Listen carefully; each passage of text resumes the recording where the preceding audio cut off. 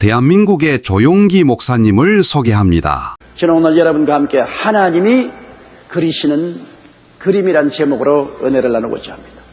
어떤 화가의 아들이 학교에서 숙제를 준 것을 집에 갖고 왔습니다. 그것은 큼직한 도화지에 물감으로 풍경화를 그리는 것입니다.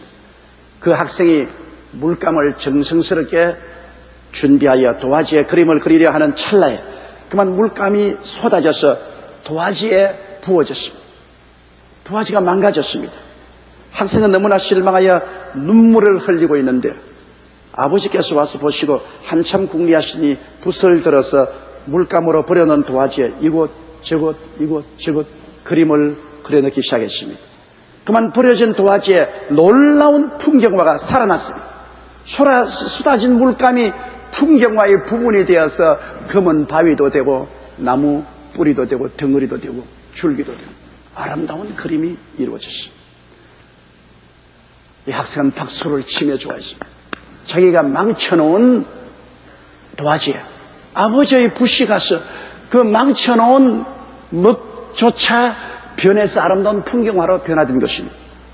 바로 하나님께서 하시는 일이 이와 같은 일입니다. 우리가 우리의 삶의 화폭에 죄와 실패로 먹칠을 해놓았었을 때도 회개하고 나와 하나님께 의지하면 하나님은 천상의 붓으로 은혜의 붓으로 이곳 저곳 그려넣어서 한 폭의 복구된 아름다운 그림을 완성해 주시는 것입니다. 그 때문에 인간의 실패와 절망은 하나님의 재생의 기적을 낳으시는 기회가 되는 것입니다. 살아난 나이 많아 산 송장 같았다고 성경이 말하고 있습니다. 얼마나 암담한 그림입니까? 그러나 하나님은 은혜의 붓으로 사라의 송장 같은 몸에 하늘의 흐다한 별과 해변의 무수한 모래같이 많이 생명한 아름다운 어머니로 그림을 그려놓고 말하십니다. 여러분, 그러므로 하나님은 위대한 화가이십니다. 우리가 엉망으로 만들어 놓은 우리 생애의 화폭에도 하나님의 은혜의 붓이 이곳저곳 움직이기만 하면은 결과에 가서는 한 폭의 아름다운 그림으로 변하려고 마는 것입니다. 첫째로 하나님이 그리신 믿음의 위대한 위인들의 망가진 삶의 화폭에 관해서 한번 알아보십시다. 우리의 믿음의 조상 아브라함은 우리가 항상 존경하고 믿음의 표본으로 삼고 아브라함을 본받으려고 애를 씁니다. 그러나 아브라함의 삶의 부분을 보면 온통 먹칠이 되십니다. 엉망이 되십니다. 하나님이 갈대아 우르에서 아브라함을 부르셨습니다. 내 전토 친척 아비 집을 떠나 내가 네게 지시할 땅으로 가라. 하나님의 명령을 받은 아브라함은 75세 고향 산천 떠나서 하나님이 지시하는 가나안 땅으로 갈 때 순종의 화폭에 먹칠을 했습니다. 하나님께서는 사라의 손만 잡고 가라고 했는데 그는 전토 친척 아비 집을 모두 다 술에 싣고 가십니다. 그가 얻은 재산 다 술에 싣고 종들 다 데리고 아비 집을 떠나는데 조카 손 잡고 떠났습니다. 하나님의 명령에 순종을 했지만은 먹칠을 해서 순종을 했습니다. 아브라함의 삶의 화폭이 불안한 믿음의 출발로 먹칠을 했습니다. 그 다음 가나안에 와서 크게 기근이 다가왔습니다. 그 불순종 때문에 하나님께서 기근을 보냈습니다. 그래서 별 도리 없이 종들 다 흩어져서 도로 고향으로 돌아가고 짐승떼들 다 굶어 죽고 그는 아내와 조카만 남았는데 그때 엎드려서 순종하고 복종했으면 좋았겠는데 그는 또 그의 생애 속에 먹칠을 했습니다. 하나님이 애굽으로 내려가라는 말씀 안 하셨어요. 그런데 그는 아내와 조카의 손을 잡고 애굽으로 내려가면서 거짓말까지 했습니다. 자기 아내를 보고 이제는 남편이라 하지 말고 오라버니라고 하라. 당신으로 말미암아 내 생명을 보존하죠. 그렇지 않아도 이미 먹칠을 난 아브라함의 생애의 화폭에 또다시 먹칠을 확 해버렸습니다.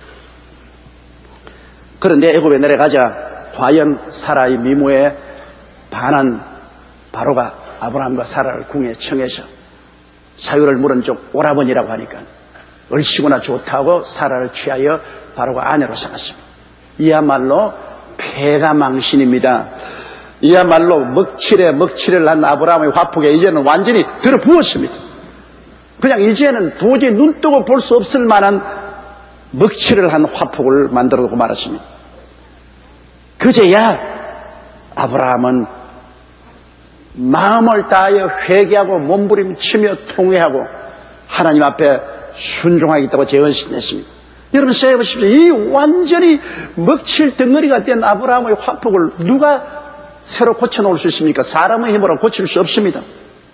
그러나 하나님께서 아브라함의 기도를 들으시고 눈물을 보시고 은혜의 붓을 들어서 엉망이 되고 먹칠투성이가 된 아브라함의 생애의 화폭에 여기 저기 그림을 보태어 넣습니다. 그 결과로 그가 나올 때 그림은 애굽에 내려갈 때 그림하고 틀립니다. 나올 때 그림은 아내를 돌려받고 가나안에서 잃어버린 금과 은과 많은 짐승떼를 도로 회복하고 이게 양양해서 가나안으로 돌아오고 있었습니다. 창세기 13장 1절로 4절에 아브라함이 애굽에서 나올 새 그와 그 아내와 모든 소유며 롯과 함께하여 남방으로 올라가니 아브라함에게 육축과 은금이 풍부하였다. 거지가 되었는데 어떻게 풍부합니까? 바로가 그 아내를 아브라함에게 돌려줄 때 내가 너 아내를 당분간 내 아내로 취한 것을 잘못으로 생각하고 보상을 주겠다.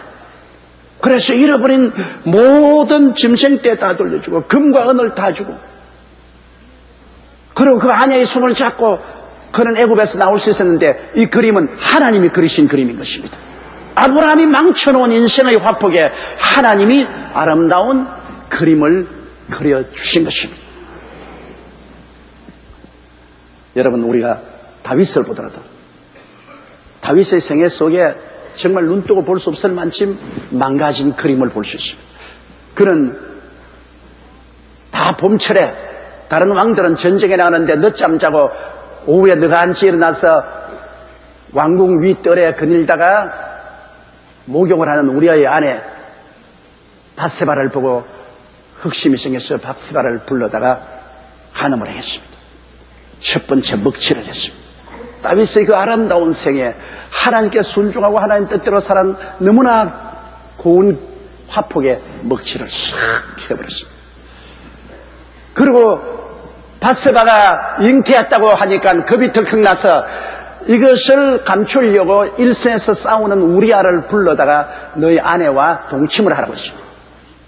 우리아의 자식처럼 가정을 하는 것입니다. 그러나 우리아는 충성스러운 사람이라 아내와 동침하지 아니하고 왕궁 수위들과 함께 잠을 잤습니다. 왜 그러냐 물으니까 우리 친구들이 지금 들판에서 천막을 치고 이슬을 맞으며 잠을 자고 전쟁을 하는데 나 혼자 어떻게 집에 돌아왔다고 집에 들어가서 아내와 동침을 하리까. 정말로 보기 드문 충성스러운 병사였습니다. 그러나 다윗은 이 우리아를 어찌하든지 그 아내 바세바 동침시키려고 그다음 술을 먹이고 대접을 해서 보냈는데 또 안 가고 또 수위들과 함께 잤거든. 그러니까 편지를 썼어요. 요압 대장에게 우리아가 전선에 오던 제1선에 보내서 적군의 칼에 맞아 죽게 하라. 그래서 우리아는 돌아가자마자 제1선에 가서 적군의 칼에 맞아 죽었습니다.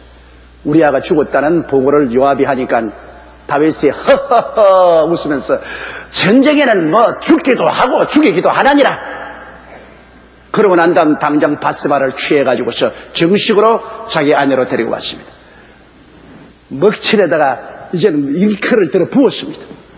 왜? 간음한 데다가 살인죄까지 짓고 거짓말까지 했습니다.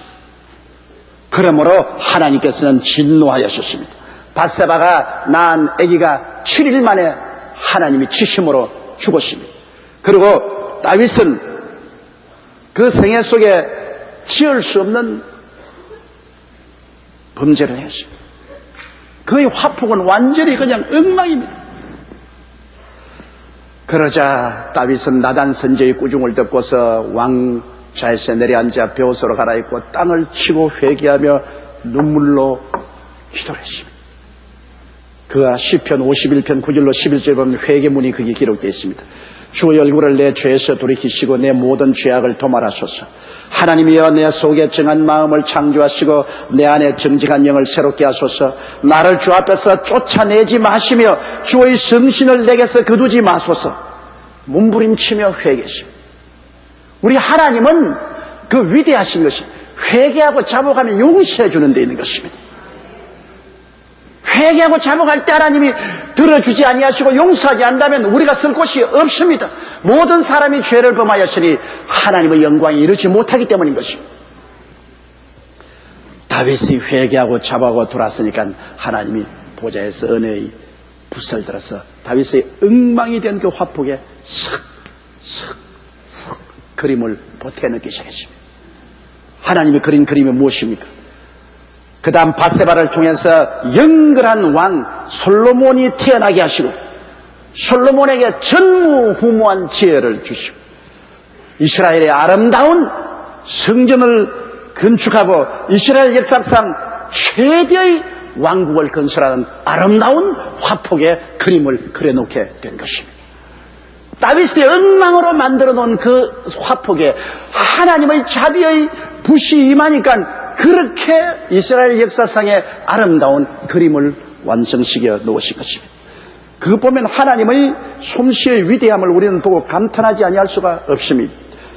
둘째로 우리 예수님의 삶의 먹칠한 화폭을 한번 보십시다. 예수님은 하나님의 아들로 오셔서 이 세상에 와서 회개하라 천국에 가까웠다 하시고 가는 곳마다 죄인의 죄를 용서하시고 귀신을 쫓아내시고 병든 자를 고치시고 배고픈 자 먹이시고 죽은 자 살리시고 위로하시고 격려하시는 너무나 위대한 일을 하셨습니다.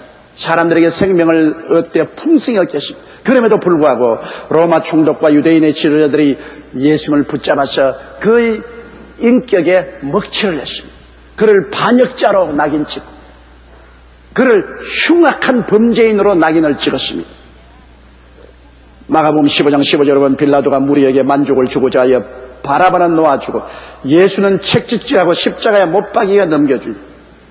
그 아름다운 하나님의 아들 그 위대한 삶을 완전히 거짓말로 먹칠을 하고 잉크를 뒤에 엎어놓고 중죄인으로 만들어서 눈앞에서 극악한 죄인들과 함께 십자가에 못 박으십니다.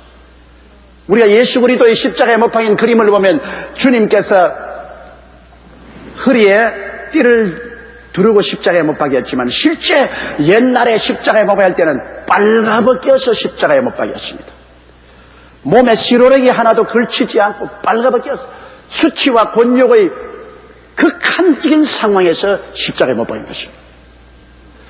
이 모습을 본 예수님의 제자들, 예수님을 따라오던 사람들의 좌절과 절망은 형언할 수가 없었습니다.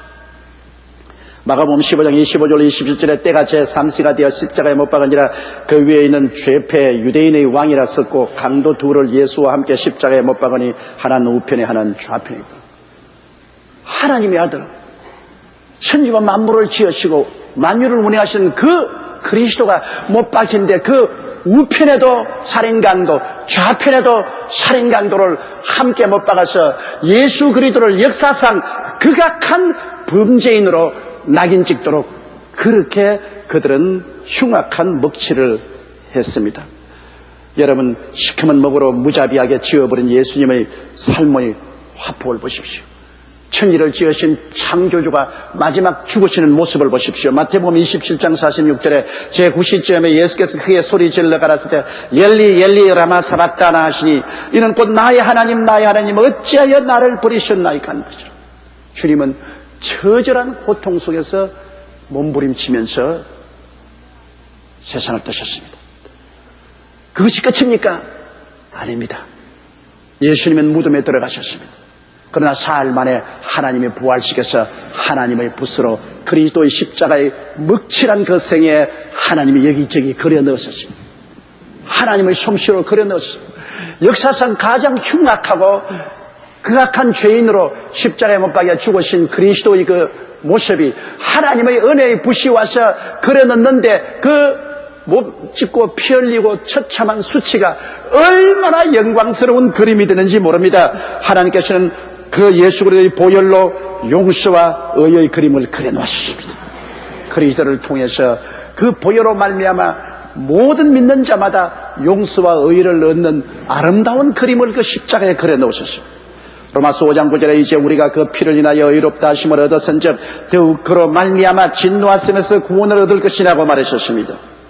로마서 8장 1절에 그러므로 이제 그리스도 안에 있는 자에게는 결코 정죄함이 없다고 말했습니다. 그 흉악한 십자가에서 하나님은 용서와 의와 영광의 그림을 그려놓으셨습니다. 그리고 예수님이 십자가에 못 박여 마귀와 세상에 완전히 짓밟혀버린 그 모습에서 하나님은 천국의 광채와 성령 충만이 임하게 만들어 놓으셨습니다. 그 예수 그리스도의 깨어진 모습에 가면 하나님의 영광과 성령 충만이 넘쳐 흐르도록 그 아름다운 그림을 그려 놓으셨습니다. 에베소서 5장 8절에 너희가 전에는 어두움이더니 이제는 주 안에서 빛이라 빛의 자연처럼 행하라. 그리스도 앞에 나가면 빛을 얻을 수 있게 주님께서 만들어 놓으셨습니다. 그리고 찢어지고 피 흘려서 맥없이 늘어진 그리스도의 그 모습 속에 하나님은 착착착 은혜의 그림을 그리십니다. 그 그림은 예수 그리스도의 보혈을 통해서 치료와 생기의 강물이 흐르는 그림을 그려 넣으셨습니다. 이사야 53장 5절에 그가 찔리면 우리의 허물을 인하며 그가 상하면 우리의 죄악을 인함이라. 그가 징계를 받음으로 우리가 평화를 누리고 그가 채찍에 맞음으로 우리가 나음을 입었다고 말했습니다. 그리스도의 그 상처 입은 모습 속에서 치료의 강물이 흐르는 아름다운 그림을 주님께서 그려 넣으셨습니다. 그리고 그리스도의 빨가벗고 못 박힌 너무나 저주스러운 그 모습이 하나님은 축복과 형통의 그림을 그려놓으십니다. 그 속에서 영혼이 잘됨같이 범사에 잘되며 강건하고 생명을 때 넘치게 없는 아름다운 축복과 형통의 그림을 주님이 그려 넣으셨습니다. 고린도후서 8장 9절처럼 우리 주 예수 그리스도의 은혜를 너희가 알거니와 부유하신 자로서 너희를 위하여 가난하게 되심은 그의 가난함을 인하여 너희를 부유케 하리 하심이라고 말한 것입니다. 그리고 죽으신 예수 그리스도를 주님께서 부활의 광명한 그림을 그려놓으셨습니다. 예수님은 분명히 죽으셨는데 하나님은 부활시켜서 그 사망 위에 부활의 광명한 그림을 그려놓으셨습니다. 십자가에 못 박이신 처참한 그림은 하나님의 붓으로 대속과 부활의 영광스러운 모습이 되셨습니다. 마귀가 망쳐놓은 그리스도의 화폭을 하나님의 붓은 천국의 영광스러운 그림의 중심이 되게 만들어 놓으신 것입니다. 요한복음 11장 25절에 나는 부활이요 생명이니 나를 믿는 자는 죽어도 살겠다고 외치신 그리스도의 영광의 화폭으로 변화되고 말한 것입니다. 이 얼마나 놀라운 일입니까? 그럼 셋째로 우리의 삶의 화폭에는 어떤 그림이 그려져 있습니까? 여러분의 삶의 화폭에는 어떤 그림이 그려져 있습니까? 말할 필요 없이 여러분의 삶의 뒤안길을 돌아보면 먹칠을 많이 해놓았습니다. 여러분이 얼굴 들고 볼 수 없을 만큼 여러분의 생의 화폭에 막 먹칠이 그려지고 발자국이 나고 형편없습니다. 우리의 화폭을 우리가 어떻게 해야 될까요? 저는 저희 소년 시절의 그림을 종종 그려봅니다. 17살에 폐병으로 쓰러졌습니다. 전후에 한국 사회가 너무나 혼란스럽고 가난하고 어려울 때 쓰러졌습니다. 학업도 끝이고 미래는 암담했습니다. 희망이 없습니다. 절망입니다. 나의 화폭의 그림은 폐병, 죽는다. 너는 사회에 나고자다. 너는 버림받았다. 너는 이제는 끝난다. 그 암담함은 말로 다 할 수 없고 도저히 쳐다볼 수 없을 만큼 먹칠을 해버리고 말았습니다. 저는 그 절망에서 몸부림치다가 전도를 받아 우리 주 예수 그리스도를 구주로 모셨습니다. 그러자 하나님은 하늘에서 은혜의 붓을 들어가지고서 그 절망의 화폭에 촥촥촥촥 그림을 그려놓습니다. 구원의 그림을 그려놓으셨습니다. 치료의 그림을 그려놓으셨습니다. 형통의 그림을 그려놓으셨습니다. 사명을 주셔서 주의 종의 그림을 그려놓으셨습니다. 최후에는 여의도 순복음교회 당회장의 그림을 그려놓으셨습니다. 하나님의 그리시는 솜씨는 상상을 할 수 없어요. 마귀가 아무리 먹칠을 해놓아도 하나님께 나가면 하나님은 그 먹칠 위에 주님의 은혜의 붓으로 보태면 아름다운 그림이 되는 것 때문에 우리가 낙심할 수가 없는 것입니다. 여러분, 우리의 삶의 화폭에 먹물이 쏟아졌을 때 우리가 해야 될 일은 별 도리 없습니다. 우리로서 그림을 고칠 힘이 없어요. 그러므로 우리의 잘못을 회개하고 주님께 나와서 통회하고 자복해야만 되는 것입니다. 요한일서 1장 9절에 우리가 우리 죄를 자백하면 저는 미쁘시고 이로써 우리 죄를 사하시며 모든 불의에서 우리를 깨끗게 하실 것이라고 말했습니다. 우리 하나님은 자비와 긍휼이 한이 없어서 회개하고 자복하고 나오는 사람을 결코 버리거나 무시하지 않습니다. 사람이 죄를 지어서 지옥 가는 것이 아니라 회개하지 않기 때문에 지옥 가는 것입니다. 죄를 짓고 불의하고 추악하고 버림을 받아야 마땅한 죄인들이라도 회개하고 나오면 예수님의 보혈로 씻음받고 용서받고 하나님께서 새로운 인생의 그림을 그려주시는 것입니다. 우리가 회개하고 자복하고 전능하신 화가이신 하나님께 삶의 화폭을 갖고 나와서 이래야 됩니다. 하나님, 나는 내 인생의 이 망가진 화폭을 도저히 고칠 수가 없습니다. 엉망입니다. 어디에 붓을 대야 될지 모르겠습니다. 하나님 앞에 가지고 나와서 내 인생을 하나님이 수정하여 주시옵소서. 하나님은 과연 수정할 수 있을까요? 땅이 공허하고 혼돈하며 흑암이 깊은 위에 있을 때 하나님의 성령이 수면에 운행해서 하나님의 망가진 이 지구에 새로운 그림을 그린 거 보십시오. 빛이 있어라.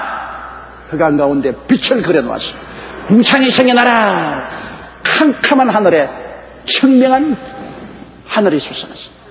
온 땅에 물은 한 곳으로 모이고 묻이 드러나고 각종 열매는 나무와 풀이 나타나라. 물이 한 곳으로 모이고 산천 초목이 풀어지고 아름다운 오국백과 맺는 열매 맺는 나무들이 나타났습니다. 하늘에는 해와 달과 별들이 생겨나 비춰라. 하나님의 그림이 그려졌습니다. 공중에는 새들이 나르고 물에는 물고기들이 놀아라. 그 절망과 죽음의 적막 속에 새들이 노래하고 물고기들이 뛰노는 아름다운 새가 됐습니다. 땅에는 짐승들이 기고 그러고 우리의 형상과 우리의 모양대로 사람을 짓자. 하나님이 그리신 그림은 기가 막힙니다. 땅이 공허하고 혼돈하며 흑암이 깊은 모여서 처절한 파괴와 절망의 지구에 하나님의 붓은 이런 아름다운 새로운 세계를 그려놓은 우주 속에 유일한 오아시스 지구를 만들어 놓은 것입니다. 이런 하나님께서 여러분의 망가진 생에 새로운 그림을 그려 넣을 수가 있습니다. 하나님은 그런 실력이 있습니다. 누구든지 그리스도 안에 있으면 새로운 피조물이라. 이전 것은 지나갔으니 보라 새 것이 되었도다. 하나님은 새롭게 만들 수 있는 능력이 있으십니다. 에레미야서 17장 7절에 그러나 무릇 야훼를 의지하며 야훼를 의뢰하는 그 사람은 복을 받을 것이라고 말했습니다. 여러분, 사람들은 자기의 절망적인 화폭을 들고 좌절하고 절망하여 자살한 사람 많습니다. 한국 자살 사는 수가 세계에서 2위 내지 3위가 됩니다. 1999년 경찰청 통계로는 10만 명당 약 27명이 자살을 했습니다. 왜? 자기의 인생의 화폭이 너무나 엉망이고 잉크를 쏟아부어서 제기할 수 없다고 생각했습니다. 그러나 하나님은 우리의 모든 사정을 다 알고 계세요. 성경에는 너희 머리카락조차 헤아리고 계신다고 했으니 우리의 생애를 얼마나 환히 들여다보겠습니까? 사람은 평균 10만 개 머리카락이 자라는데 보통 하루에 60개 정도 빠진다고 합니다. 저는 더 빠지는지 모르겠지만은 여러분의 머리카락이 하루에 60개 정도 빠져요. 그러나 그 수까지 주님이 다 헤아리고 계십니다. 그러니 하나님이 여러분의 인생을 환히 들여다보고 계신 것입니다. 이런 전능하신 하나님께 여러분의 인생을 맡기면 주님께서 능히 새로운 그림을 그려줄 수가 있는 것입니다. 하나님의 붓이 우리를 고쳐 그리실 때 믿고 따라가면 됩니다. 베드로 보십시오. 베드로의 인생이 먹칠을 했지 않습니까? 그가 빌라도의 뜰에 가기 전 안나스와 가야바의 뜰에서 예수님께서 심판받을 때 함께 갔다가 비자 앞에서 예수님을 모른다고 2번 부인하고 3번 부인할 때는 저주하고 맹세하여 가로되 내가 저를 도무지 알지 못한다 했습니다. 있을 수가 없는 일입니다. 예수님의 수제자인 그가 어떻게 저주를 하고 맹세하여 가로되 내가 저를 도무지 알지 못한다고 하십니다. 그는 인생에 먹칠을 하고 그는 좌절하고 통고하고 울고 버림받았다고 생각했습니다. 다시 어부 생활로 돌아가자. 그는 고향에 내려가서 게네사렛 호수에서 낡은 배를 끄집어내고 그물을 깁고 고기를 잡으러 갔습니다. 밤새도록 그물을 던지도 잡지 못했는데 아침 일을 때 예수님께서 모래사장에서 얘들아 그게 무엇이느냐? 없나이다. 오른쪽에 그물을 던지라. 그물을 던지 애운 것이 많아졌습니다. 예수님이시다. 그래서 베드로는 물에 뛰어들어서 헤엄쳐 나왔습니다. 주님께서 이미 불을 피워놓고 고기와 떡을 마련해 놓으시고 먹으라고 했습니다. 고기를 나눠주고 떡을 나누었습니다. 베드로가 먹을 수가 있습니까? 머리를 들고 예수님을 쳐다볼 수 없습니다. 입에 떡이 모래알 같습니다. 견딜 수가 없습니다. 그때 예수님이 베드로가 너무 고통스러워하니까 야, 그 물고기 좀 가져오너라. 예, 가져왔죠. 아이고 사람들. 그는 뛰어가서 그물을 던져 물고기를 거두었습니다. 그러고 난 다음에 몇 마리 물고기를 가지고 왔습니다. 그때 주님께서 베드로에게 말하셨습니다. 새로운 그림을 그립니다.